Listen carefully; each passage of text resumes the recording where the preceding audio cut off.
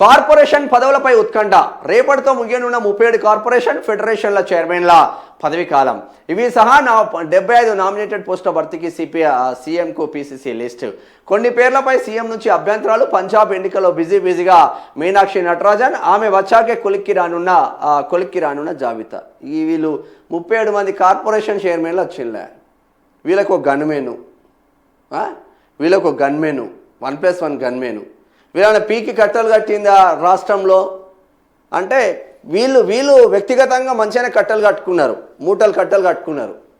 ఆడ వెంచర్ వేసినాం సార్, అది మనోందే, ఇది మావోందే, ఇది నాదే సార్, వాడు రావద్దు వీడు రావద్దు అని మంత్రులకు సిఫార్సులు ఇచ్చి ఫోన్లు చేయించుకున్నారు. వాళ్ళకి పనులు అయిపోయినాయి, వాళ్ళు బగ్గనే సంపాదించారు. 2 సంవత్సరాలలో బగ్గనే సంపాదించారు. కానీ వీళ్ళ నమ్ముకున్న శాఖలో ఉన్న ఆ బీద వర్గాల ప్రజలకు ఏమైనా ఒరిగిందంటే నో యూజ్.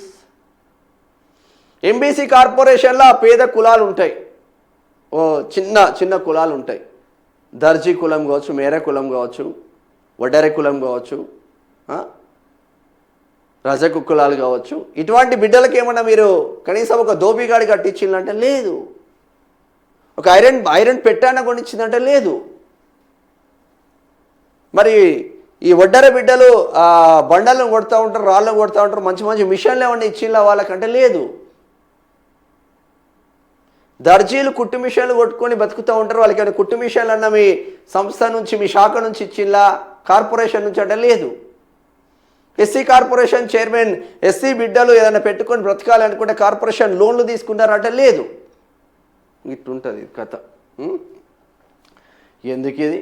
రాష్ట్రంలో కార్పొరేషన్ ఫెడరేషన్ చైర్మన్ల పదవులతో పాటు ఇతర నామినేటెడ్ పదవులపై ఉత్కంఠ కొనసాగుతుంది.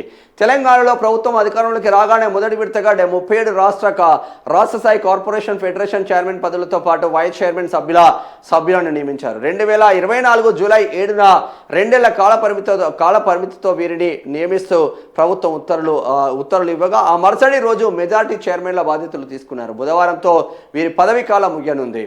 కొందరు 1-2 రోజులు ఆలస్యంగా బాధ్యతలు తీసుకోవడంతో వారి పదవి కాలం మరో 2 రోజులు ఉండనుంది. ఈ క్రమంలో వచ్చే 2-3 రోజుల్లో మొత్తం 37 పదవులు ఖాళీ కానున్నాయి. వీరితో చాలా మంది రెన్యువల్ కోసం తీవ్ర ప్రయత్నాలు చేస్తున్నారు.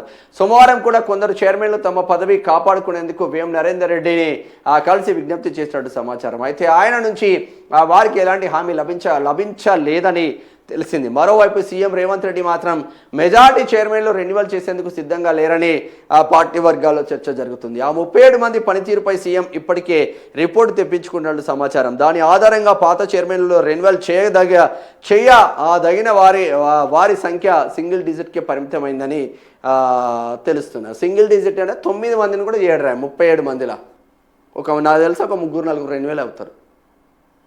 వాళ్ళకు ఆ కార్పొరేషన్ పైన పట్టు లేదే, ఆ కార్పొరేషన్లో ఏం జరుగుతుందో తెలియదే, ఓ లెటర్ వస్తే చదువుకునే సోయి లేదే, అంతేదేనే.